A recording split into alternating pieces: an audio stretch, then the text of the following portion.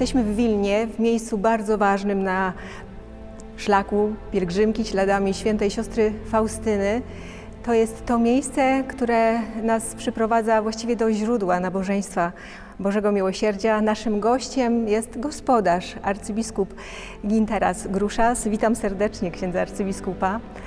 Bardzo nam miło, że możemy się tutaj spotkać w towarzystwie, w towarzystwie Pana Jezusa Miłosiernego, który spogląda na nas i otwiera przed nami swoje serce, które to serce otworzył i opowiedział o tym i uczynił taką apostołką tego właśnie serca miłosiernego siostrę Faustynę Kowalską. I właśnie tutaj w Wilnie ta historia nabrała kształtu właśnie zobrazowanego w tym wizerunku Jezusa Miłosiernego. Kiedy zobaczyła efekt, zasmuciła się, bo wiedziała, że to nie jest to, co widzi, że Pan Jezus jest o wiele piękniejszy niż człowiek może to namalować, zatrzymać w formie malarskiej, artystycznej, ale Pan Jezus ją pocieszył, powiedział: nie w piękności farby ani pędzla jest wielkość tego obrazu, ale w łasce mojej. I to nasze pierwsze pytanie, najważniejsze chyba, kieruje się oczywiście w spojrzeniu na ten obraz. Jėzus prašė, kad seselė Faustina padarytų, kad būtų nutapytas tas paveikslas, todėl, kad jis būtų kaip šaltinis malonės. Malonė, per kurį žmonės gautų tą gailestingumo patirtį, kad išplatintų ir primintų žmonės apie tą didžią Dievo savybę, jo gailestingumą, ir kad žmonės paskatintų juo pasitikėti labiau. Jis tą paveikslą mato kaip tokį ženklą, kur jis ruošia kelią savo antrajam atėjimui, kad žmonės galėtų per jį atsinaujinti. Ir per tuos metus mes matom, kaip tas paveikslas yra pasklidęs po visą pasaulį, kaip Dievas naudoja jį kaip po tikrą malonės šaltinį, kad žmonės galėtų patirti Dievo gailestingumą. Pats paveikslas buvo ir paaiškintas paties Jėzaus, kai kurie dalykai dėl simbolikos. Pavyzdžiui, mes matom baltą ir raudoną šviesą išeinant. Pats Jėzus sakė, kad baltas tai yra vanduo, kuris išėjo iš jo šono, raudonas tai yra kraujas, tai primena mūsų ir sakramentus, didžią malonę, krikšto malonę ir Eucharistiją, kur ateina iš Jėzaus širdies mums, tai per bažnyčią. Mes matom, kad fonas paveikslo, kur Kazimirovskis nutapė, yra visiškai juodas. Tai yra Dievas, kuris yra šviesa, ateinantis iš tamsos ir nešantis mums savo šviesą. Matome taip pat, kad Jėzaus koja viena yra į priekį įstatyta. Jis ateina pas mus. Dievo gailestingumas nepasyvus, nelaukia mūsų, bet pirmas ateina pas mus. Ir pats Jėzus kalbėjo apie akis. Šitame paveiksle Jėzaus akys yra žemyn nukreiptos. Ir tai yra jo žvilgsnis, kaip Jėzus pats sakė, nuo kryžiaus. Tai sujungia šitą malonės šaltinį su Jėzaus mirtimi ant kryžiaus dėl žmonių ir jis į juos dabar žiūri. Kai kurie dalykai išryškėjo tik tada, kai tapė paveikslą ir seselė Faustina davė savo korekcijas, pataisymus Kazimirovskiui. Pataisimų tarpe, tai jinai reikalavo, kad jo ranka belaiminant nebūtų aukščiau peties. Ir ta ranka mes matome, ir tai yra svarbu, ir buvo seselės Faustinos griežtai reikalauta. Todėl, kad tai buvo liturginės normos savo laiku kunigui, kuris laimino. Ir tas laiminimas yra ne tik malonės laiminimas, bet labai ryškiai yra tas pats kryžius, kur kunigas daro, teikiant išrišimą, nuodėmių atleidimą per susitaikinimo sakramentą. Tai pats paveikslas yra pilnas labai gilių reikšmių, kurios vis dar kartą atsiranda ir mes atpažįstam, koks yra didis Dievo gailestingumas, kuris teikiamas mums per šitą paveikslą. To tutaj w Wilnie po raz pierwszy 26 kwietnia 1935 roku, a więc 90 lat temu, obraz Jezusa Miłosiernego został publicznie ukazany w Ostrej Bramie. Tym samym rozpoczęło się szerzenie kultu Bożego Miłosierdzia w tym obrazie podpisanym słowami: Jezu, ufam Tobie. Ksiądz Michał Sopoćko myślał o tym, aby ten podpis zastąpić innym: Chrystus, Król Miłosierdzia. Pan Jezus to potwierdził: tak, jestem Królem Miłosierdzia, ale powtórzył, że chce, aby ten napis pozostał taki. Podaje ludziom naczynie, z którym mają przychodzić po łaski do źródła miłosierdzia. Tym naczyniem jest ten obraz z podpisem: Jezu, ufam Tobie. Czy ufność jest takim kluczem do przyjęcia, spotkania z tajemnicą Bożego Miłosierdzia? Czy to właśnie to jest ten najważniejszy akcent, na który powinniśmy zwracać uwagę przy podejmowaniu, przyjmowaniu tego daru, który Jezus Miłosierny ma dla nas i przez siostrę Faustynę nam go przekazuje? Pirmas raktas į Dievo gailestingumą yra pats Dievas, nes jis pats yra gailestingumas. Kaip Jono Evangelijoje mums sako, Dievas yra meilė. Ir jis tą meilę mums nori suteikti. Pasitikėjimas taip yra tas raktas, kur atveria mūsų širdis, kad mes galėtumėm priimti Dievo gailestingumą. Dievas laukia iš mūsų to atvirumo, to leidimo priimti tą jo meilę, jo gailestingumą. Ir čia labai padeda mums suprasti pati savoka meilės. Jei norime būti mylimi, tai mes turime atverti iš savo širdis ir priimti kito meilę. Priimti, kad mes galėtumėm tada ir juos mylėti.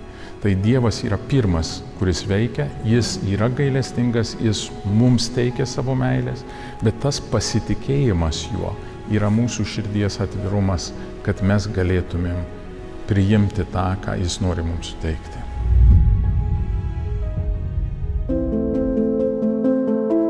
Rankiem 14 września 1935 roku Jezus podyktował idącej do kaplicy w klasztorze na wileńskim Antokolu siostrze Faustynie koronkę do miłosierdzia Bożego i wezwał ją do tego, aby się nią modliła. Odmawiaj nieustannie tę koronkę, której Cię nauczyłem.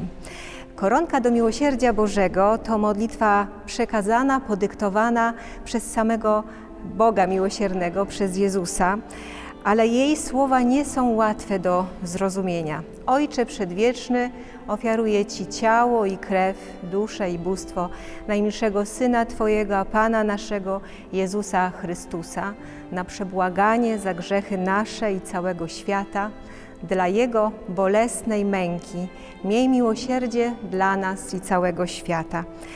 Co jest istotą tej modlitwy? Ši malda mus jungia į mišių auką, į Kristaus kryžiaus auką, kuris pats paaukojo save, kūną ir kraują, sielą ir dievystę savo dangiškajam tėvui ir tokiu būdu mus išpirko, mus išlaisvino iš nuodėmės.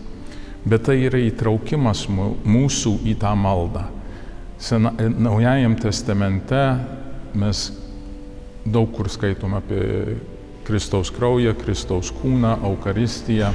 Bet šita formulė, kur mes naudojam šitoj maldoj, įdomiai yra ta formulė, kurią Tridento bažnytinis suvažiavimas panaudojo, įrodant Kristaus tikrą buvimą Eucharistijoje. Ir ta formulė perimta įvairiose vietose, tarp kurių irgi įdomiai buvo panaudota angelų maldoje Fatimoje, kur tą pačią formulę, kur iš bažnyčios mokymo. Tai nėra išskirtinis atvejis, nes tam pačiam Lurde Marija pasirodžiusi save prisistatė tais terminais, kurią bažnyčia moko, aš esu nekaltas prasidėjimas. Tai mes matom šitą maldą, kuri mus gražina į mišių auką, kad mes kartu su Jėzumi aukojame Tėvui ir dalyvaujam tam išganimo procese. Dažnas pasaulietis užklausia, kaip jis gali tą maldą melstis, nes juk kunigas yra tas, kuris per mišias aukoja. Ir labai įdomiai, nes tas buvo paryškintas Antro Vatikano suvažiavime, kad ne tik kunigas vadovauja aukoj, bet visi, kurie dalyvauja mišiuose, dalyvauja tam aukojime. Tai yra tęsimas ir jungimasi su Kristaus auka, kurią mes švenčiame kiekvienose mišiuose. Ir kiekvienas žmogus, kuris yra pakrikštytas, dalyvauja Eucharistijos šventime ir gali aukoti, jungtis toje maldoje su Kristumi dėl pasaulio išganimo ir sielų išganimo.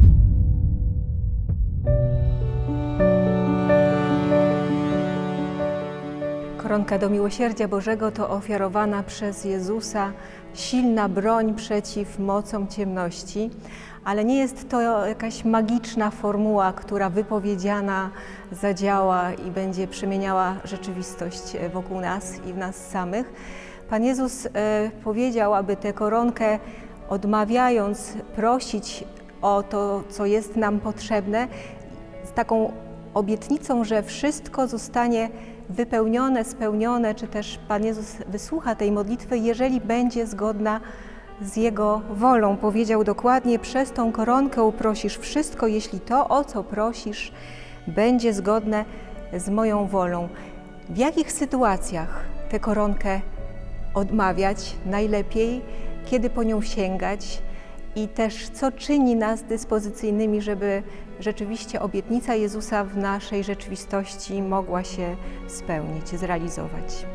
Turbūt Jėzaus atsakymas ir paraginimas Faustinai būtų pirmasis dalykas – nuolatos melstis. Ir mes esam kviečiami nuolatos melstis, tai visada jinai mums yra naudinga. Ypatingų būdų Jėzus nurodė, kad tai labai galinga malda mirties atvejui, tai prie mirštančio žmogaus, naudinga malda melstis už nusidėjėlius, už jų atsivertimą, meldžiant sunkiuose atvejuose, kai yra kovojama su blogiu. Ir taip pat, kaip ir daug kur yra tradicija, 3 valandą po pietų gailestingumo valanda, kur Jėzus kviečia melstis, apmąstyti jo kančią, daug kas taip pat ir sukalba gailestingumo vainikėlį. Tai kuo daugiau mes jį kalbėsim, žinoma, tuo geriau, bet jis yra mums duotas ginklas ir mums pagalba, o kaip mes galim naudoti, tai kaip ir buvo pasakyta, pagal Dievo valią. Siekiam savo maldoje, kad Dievo valia įvyktų mūsų gyvenimuose ir už tuos dalykus, dėl kurių mes meldžiamės.